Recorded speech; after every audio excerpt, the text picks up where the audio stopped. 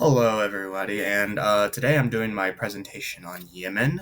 And before we start, I feel like it'd be important for us to go over some of its background. It's located on the southern Arabian Peninsula, and it borders Saudi Arabia and Oman. And this is particularly important. It also borders the Arabian Sea and the Gulf of Aden, which makes this place obviously a rather important center of trade and exports. And it is also known as one of the most oldest centers of civilization, with signs of civilization there being recorded back as far as 2000 BC, roughly. And it has a population currently of roughly 34 million people. So that's just some background information for my presentation. And before I started the my research on Yemen, I was surprised. I wasn't aware of all the rich history that this country had, but surprisingly, it was a mix of ancient kingdoms known as this. Sorry if I butcher any of the pronunciation. The Sabaean, the Himyarite, and the Qataban civilizations, and they did have a rather notable figure in there known as Queen Sheba. She was a legendary figure that was mentioned in the Bible and the Quran. And she was from the ancient Sabaean people, and she is famous for her legendary journey to King Solomon's court to test his wisdom, as well as bringing him valuable gold and jewels along the way. And an interesting thing about her is that she was mentioned in both Ethiopia and Yemen, which suggests to some historians that she could have possibly ruled over a much larger region that encompasses both nations. And a unique cultural landmark that they have is the Marib Dam, it's also known as in another name called the Dam of Arim. And it was officially built around the 8th century, but some parts of it can be dated back to the 1750 BC. And it was built in order to control floodwaters in an area since water was a very valuable resource in Yemen due to their unique climate. And it started off as a just a few series of irrigation and earthworks, and it eventually sort of connected together to form this larger structure. And so that's been standing there for a long time and has been a huge cultural landmark. And so moving on, their modern history is just as rich as their ancient one. So in modern times, they were first in basically colonies for the Ottoman Empire and the British, with the northern half mainly being controlled by the Ottoman Empire, and the southern half, the British sort of controlled the south parts because of all the ports. And so that happened from around the 16th century to the 20th century until northern half of Yemen declared independence from Ottoman influence in 1918. And they followed their traditional cultural leaders or religious leaders known as the Imam. And they became a republic shortly after a coup d'etat, which overthrew the sort of monarchy that was set up there in 1967. I mean, 1962, sorry. And and then southern Yemen became independent from British in 1967, and they became sort of a communist. They adopted sort of a communist system of government and became known as the People's Republic of Yemen. And both halves eventually unified to form the Republic of Yemen in 1990, which brings us to their current political landscape, which is not good. They're currently officially known as the Republic of Yemen, but in reality, they are divided due to a civil war, and it's mainly due to religion, because of how Islam is marginalized. The Houthi group eventually formed and basically took control of Sana'a and most of the north. And It's internationally recognized government operates from Aden, and there's currently heavy foreign involvement, and especially like the regional powers like Iran, the UAE, and Saudi Arabia. They're all currently getting very heavily involved in the conflict. And there's been ongoing UN peace-led efforts to like get to a ceasefire, which they did eventually arrive at one, but I'll cover that in a bit. And the capital is obviously Sana'a, and their current officially recognized leader is Rashad Al Alimi. And so the Yemen civil war conflict, it's been declared as one of the worst humanitarian crises according to the UN records, with over 150,000 people killed during the conflict and more than 227,000 people dying due to starvation.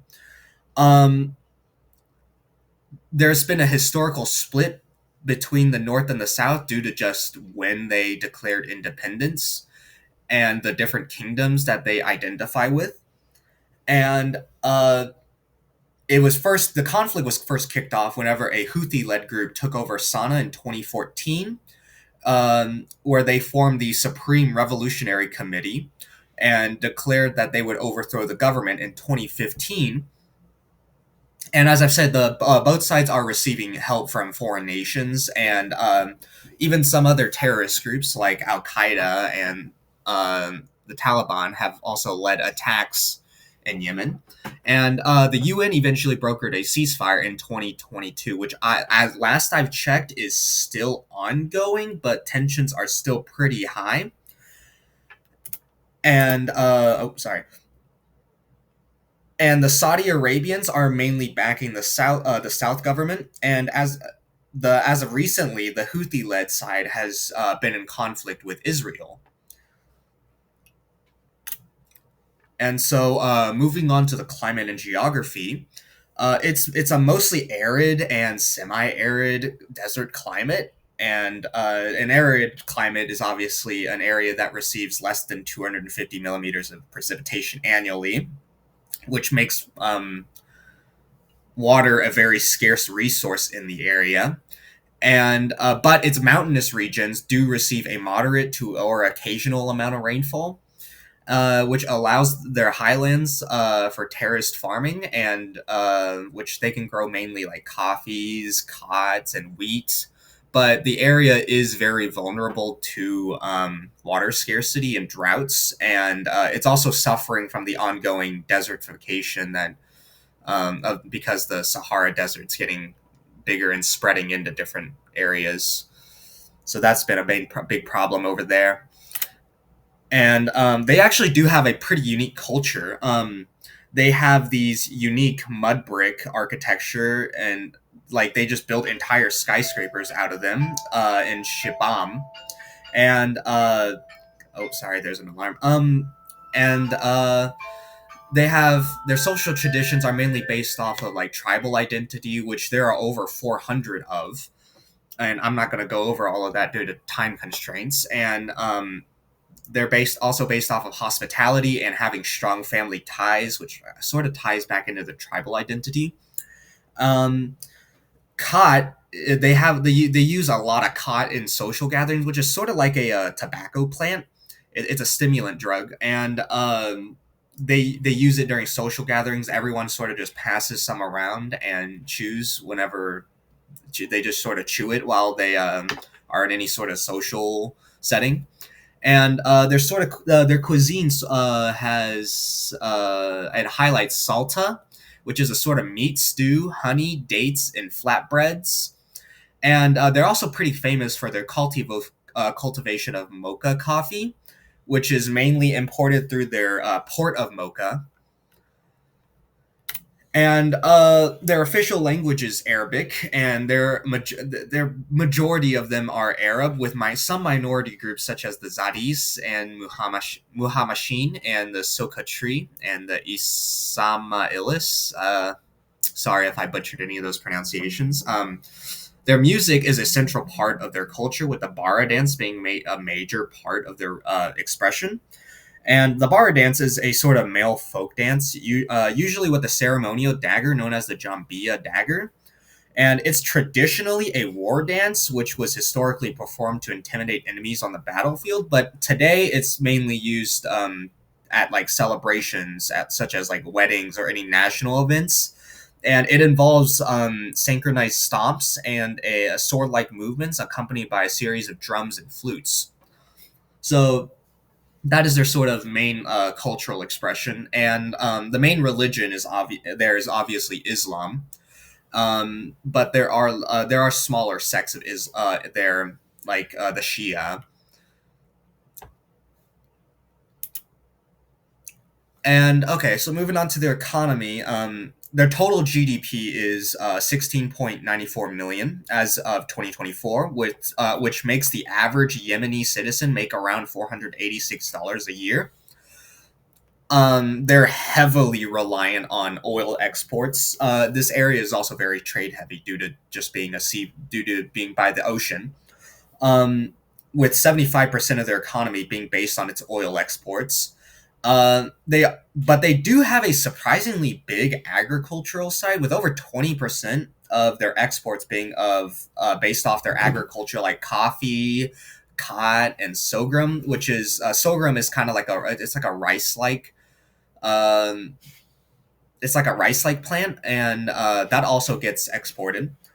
And their historical trade, they possess the historical trade hub, the port of Aden, which is very important to trade in the general area, and also to like most of the Arabian Peninsula.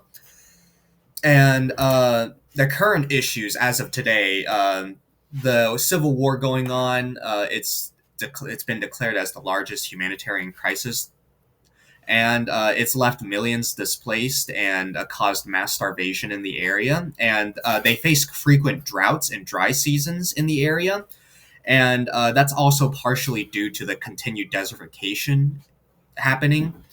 And there's also been very heavy foreign influence in the area, which a lot of their people despise due to their heavy tribal identities that they want to identify with. And they're seeing a lot of these people as outsiders trying to get in.